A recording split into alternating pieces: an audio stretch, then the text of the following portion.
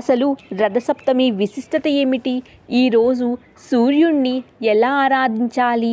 రథసప్తమి రోజు జిల్లేడు ఆకులు రేగుపండ్లు పెట్టుకుని ఎందుకు స్నానం ఆచరించాలో మనం ఈ వీడియోలో తెలుసుకుందాం.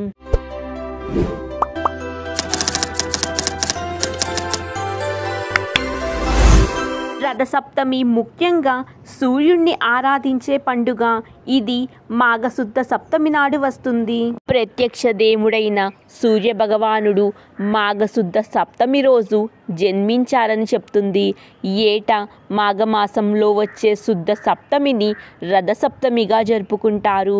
ఈ రథసప్తమిని సూర్య సప్తమి అని, అచలా సప్తమి అని, మహాసప్తమి అని, సప్తసప్తి సప్తమి అని పేర్లతో పిలుస్తారు. ఈ రథసప్తమి నాడే వైవస్వత మన్వంతరం ప్రారంభమవటం మరో విశేషం. వైవస్వత మనువు 7వ మనువు సూర్యుడు వివస్వంతుడు.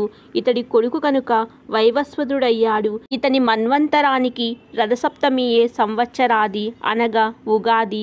మన్వంతరాది పర్వదినం పితృదేవతలకు ప్రీతికరమైనది కనుక రథసప్తమి నాడు మకర సంక్రాంతి వలెనే పితృతర్పణాలు చెయ్యాలి.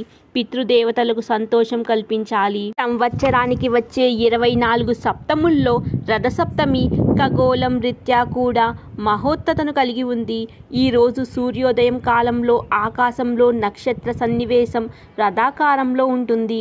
అందుకే ఈ సప్తమిని రథసప్తమి అని పిలుస్తారు. రథసప్తమి నాడు స్నానం ఎలా ఆచరించాలో ఇప్పుడు తెలుసుకుందాం. సప్తగ్రహణాతుల్యస శుక్లమాసస్య సప్తమి అరుణోదయ వేళాయాం స్నానం తత్ర మహాఫలం. అంటే మాఘశుద్ధ పంచమి రోజు సూర్యగ్రహణంతో సమానం.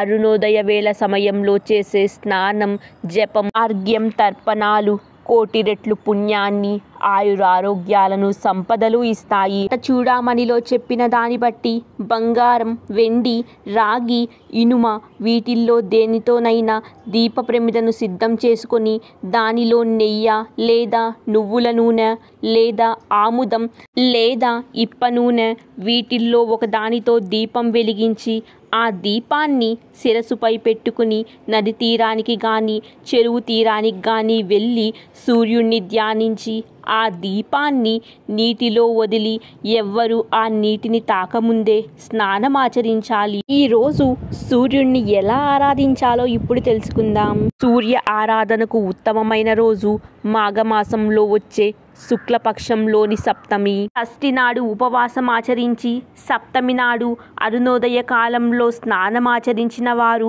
7 జన్మల పాపాలు తొలగిపోతాయి. మరణాంతరం వారు సూర్యలోకాన్ని పొందుతారు. సూర్యుడికి ప్రీతికరమైన 7 జిల్లేడు పత్రాలను రేగు పండ్లను శిరసుపై భుజాలపై పెట్టుకొని సప్త మహాసప్త సప్త దీపా వసుంకర సప్త జన్మ కృతం పాపం మకరే హంతి సప్తమి అనే శ్లోకాన్ని పఠిస్తూ స్నానమాచరించాలి. ఈ రథసప్తమి రోజు కొన్ని ప్రాంతాలలో సూర్యకిరణాలు పడే చోట తూర్పు దిక్కున తులసి కోట పక్కన ఆవు పేడతో అలికి దానిపై పిండితో పద్మం వేసి పొయ్య పెట్టి సంక్రాంతి రోజు పెట్టే గొబ్బెమ్మ పిడకలతో పొయ్యి పెట్టి దానిపై ఒక కొత్త కుండ ఉంచి పాలు పొంగిస్తారు. దాంట్లో కొత్త బియ్యం, బెల్లం, నెయ్యి, యాలకులు వేసి పరమాన్నం తయారు చేసి తులసి కోట ఎదురుగా చిక్కుడు కాయలతో చేసిన రథం ఉంచి చిక్కుడాకుల పైన పొంగలి ఉంచి దానిని ప్రత్యక్ష దేవుడైన సూర్య భగవానుడికి నైవేద్యంగా సమర్పిస్తారు. ఈ విధంగా సూర్య భగవానుడిని ఆరాధించిన వారికి అప్పుల బాధలు, అనారోగ్యాలు, శత్రుభయం ఉండదని మన పురాణాలు చెప్తున్నాయి. సాధారణంగా చంద్రోదయ, సూర్యోదయ వేళల్లో ఆకాశంలో ఉండే నక్షత్రాల సన్నివేశాల బట్టి వ్రతాలు, పూజలు, పండుగలను నిశ్చయించబడతాయి. అందుకే ఈరోజు అనేక పండుగలు, పూజలు, వ్రతాలకు అంకురార్పణ జరుగుతుంది. మరికొన్ని ప్రాంతాలలో ఈరోజు ముత్తైదులు తమ నోములకు, వ్రతాలకు అంకురార్పణ చేస్తారు. చిత్రగుప్తుడి నోము, ఉదయ కుంకుమ నోము, 16 ఫలాల నోము, గ్రామ కుంకుమ నోము ఈరోజు ఆచరిస్తారు. సప్తమి వ్రతం రథసప్తమి ఒకటే కాకుండా కళ్యాణ సప్తమి, కమల సప్తమి, రథాంకస సప్తమి, జయంతి సప్తమి, విజయా సప్తమి, జయా సప్తమి, మహాసప్తమి, అపరాజితా సప్తమి, నందా సప్తమి, సూర్యవ్రత సప్తమి, ఇలా అనేక వ్రతాలను గ్రంథాలలో పేర్కొన్నారు. ఇవన్నీ సూర్యుడి గురించి వ్రతాలే. అందులో కొన్ని రథసప్తమి నాడే ఆచరిస్తారు. ఈరోజు ఏ పుణ్యకార్యమైనా తలపెడితే అది విజయవంతంగా పూర్తి అవుతుందని వారి నమ్మకం. అసలు ఈ రథసప్తమి రోజు జిల్లేడు రేగు ఆకుల ప్రశస్త్యం గురించి మనం ఇప్పుడు తెలుసుకుందాం. రథసప్తమి నాటి శిరస్నానంలో జిల్లేడు రేగు ఆకులను శిరస్సుపై, భుజాలపై, చేతులపై పెట్టుకుని స్నానం చెయ్యాలి. మన భారతీయ ఆచారాలు, మూఢ విశ్వాసాలు కాదు. వీటి వెనక ఎన్నో ఆరోగ్య ప్రయోజనాలు నిల్వ ఉంటాయి. వాటిని తెలిసి చేసినా తెలియక చేసినా సత్ఫలితాలే వస్తాయి. కానీ తెలిసి చేయటం ద్వారా తాను లాభపడటమే కాకుండా ఇతరుల చేత కూడా చేయించవచ్చు. ఈ ఆకుల విశేషాలేంటో ఇప్పుడు గమనిద్దాం. సూర్యకిరణాలలోని ప్రాణశక్తిని అధికంగా నిల్వ ఉంచే వృక్ష జాతుల్లో రుద్రాక్ష, జిల్లేడు, రేగు ముఖ్యమైనవి. సూర్యుణ్ణి అర్కహ అంటాము. అర్కము అంటే జిల్లేడు అని అర్థం. ఇది సూర్యకిరణాలలోని ప్రాణశక్తిని అధికంగా గ్రహిస్తుంది కనుక వేడిని కరిగిస్తుంది. శ్లేష్మ, పైత్య, వాత దోషాలను పోగొడుతుంది.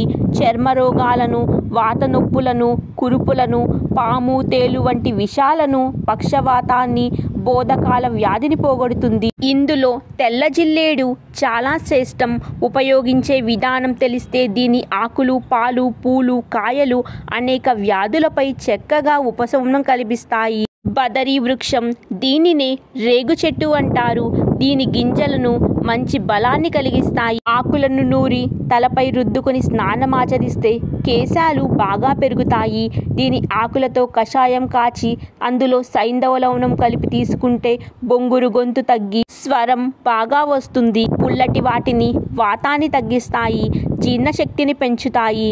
ఇలా వృక్ష జాతుల్లో రేగు, జిల్లేడు ఆకులు సూర్యకిరణాల్లో ప్రాణశక్తిని అధికంగా గ్రహించి నిల్వలు కని ఉంటాయి.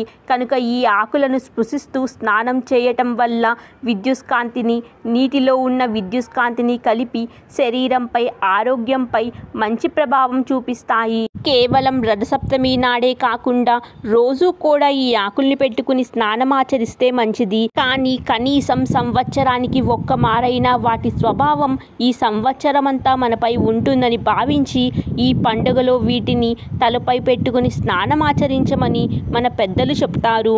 ఈ ఆకుల్లో నిల్వ ఉండే ప్రాణశక్తి శిరోభాగంలోని సహస్రాన్ని ఉద్దీపనం చేస్తుంది.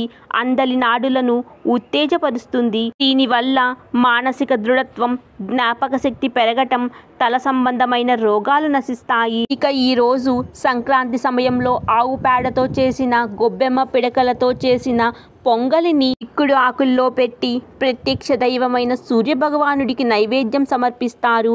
ఇలా ఆ చిక్కుడు ఆకుల్లో పెట్టిన ఆ నైవేద్యాన్ని స్వీకరించటం వల్ల ఎన్నో ఆరోగ్యకరమైన ప్రయోజనాలు ఉన్నాయి. ముఖ్యంగా ఊపిరితిత్తులను ఇది శుభ్రపరుస్తుంది. ఇక ఈ రేగు పండ్లు, చిక్కుడుకాయలు పుష్య మాఘమాసాలలో అధికంగా వస్తాయి.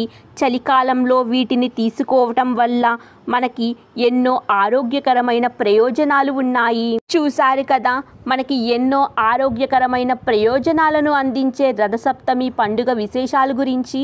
Hope you all like this video.